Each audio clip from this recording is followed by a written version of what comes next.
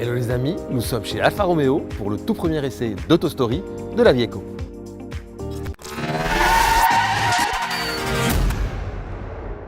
Et pour cette première édition d'AutoStory, nos premiers tours de roue se feront avec une italienne de toute beauté, l'Alfa Romeo Giulia.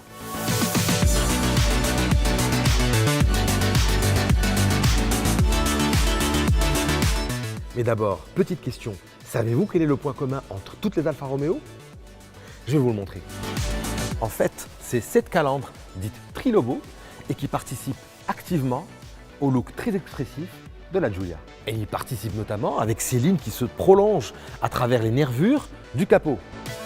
Bien entendu, la grande nouveauté sur cette version, ce sont les projecteurs qui adoptent un nouveau graphisme interne avec 3 modules de diodes et la technologie Full LED matricielle.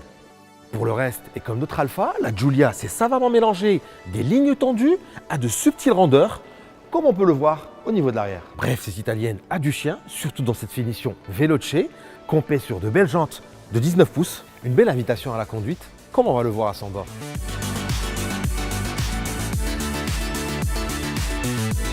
Si je vous demande de me résumer l'intérieur d'une Alfa Giulia en un seul mot, vous me répondrez quoi? Sportivité, évidemment.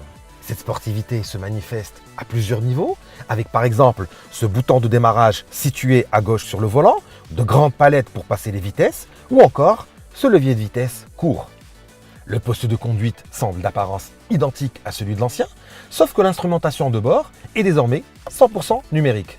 Les matériaux et la qualité de finition sont dignes d'une marque haut de gamme, avec un raffinement, disons sportif, comme ces surcoutures rouges et ces habillages en aluminium brossé.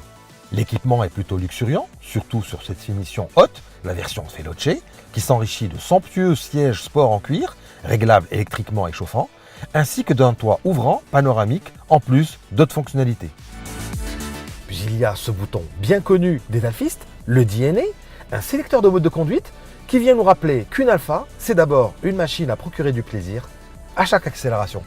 Et c'est ce qu'on va voir tout de suite.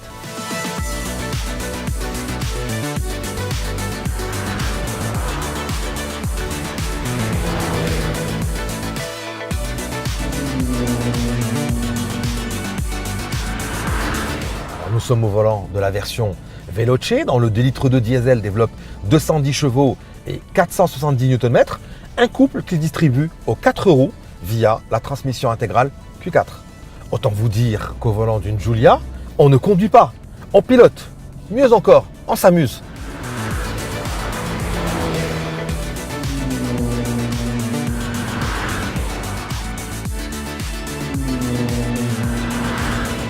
Bref, cette italienne a tout pour plaire, elle a une sublime robe, elle est raffinée, bien équipée et abordable, puisqu'elle débute à partir de 465 000 dirhams. Comptez tout de même 595 000 dirhams pour notre modèle d'essai qui joue la carte de la puissance et du suréquipement. Mais quel plaisir cette Giulia!